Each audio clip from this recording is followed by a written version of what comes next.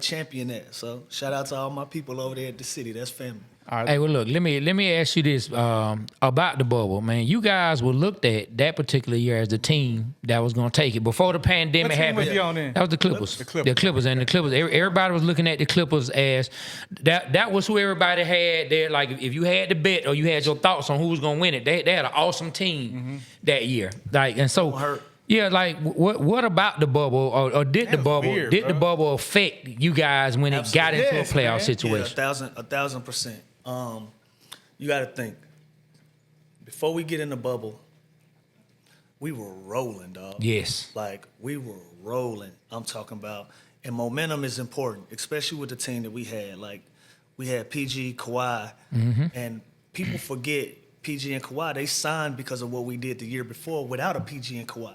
So they felt like, well, if you can just add some star power to what they got going on, we might have something. Yeah.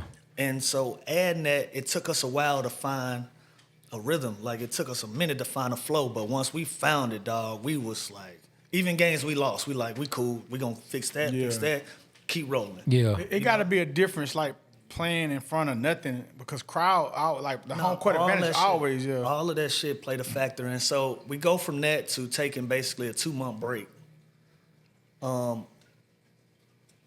The time it took for them to even get everybody in the bubble. Yeah.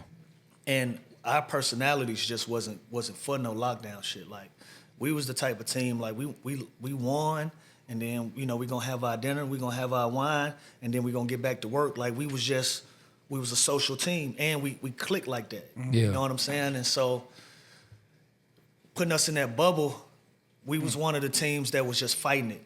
Yeah. We was fighting it because, again, when you got so much momentum going on outside, like, this ain't it. Yeah. This ain't it. So we never went into it with the right mentality. We didn't go with the right mentality. We didn't even want to be there for real.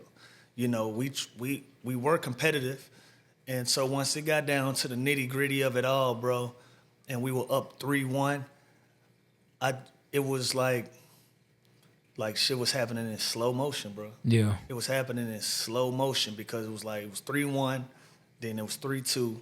We had a really good meeting after 3-2, like, let's close it out. And then it was 3-3, and our backs was against the wall. And then we got blew out game 7. And then it was just like, damn, it's over.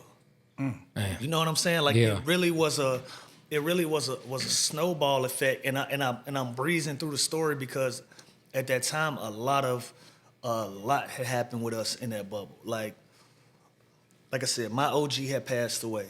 Another one of my teammates, his grandmother had passed away. He had left the bubble.